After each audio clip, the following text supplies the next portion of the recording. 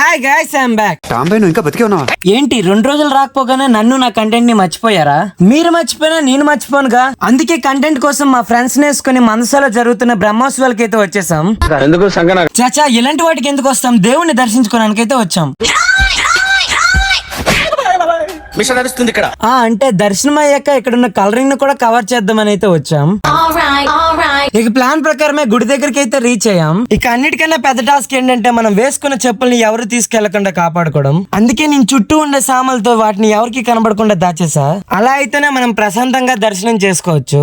Intelligent fellow. తర్వాత temple లోకి అయితే ఎంటర్ అయిపోయాం. టెంపుల్ లోకి ఫోన్ అయితే అలా ఉంది కానీ వీడియోస్ ఫొటోస్ తీయొద్దన్నారు. అందుకే పెద్దగా వీడియోస్ ఏమీ తీయలేదు. తర్వాత వాళ్ళు ఇచ్చిన ప్రసాదాన్ని అయితే లాగించేసి జాతరలోకి అయితే ఎంటర్ అయిపోయాం. ఇక జాతరలో చాలా వరకు ఫుడ్ స్టాల్స్ అయితే ఉన్నాయి కానీ ఎక్కడ మాకు ఫుడ్ అయితే అంతగా నచ్చలేదు. ఎందుకంటే ఎక్కడ కూడా మేము పెట్టిన కాస్ట్ కు తగ్గట్టుగా ఫుడ్ అయితే లేదు.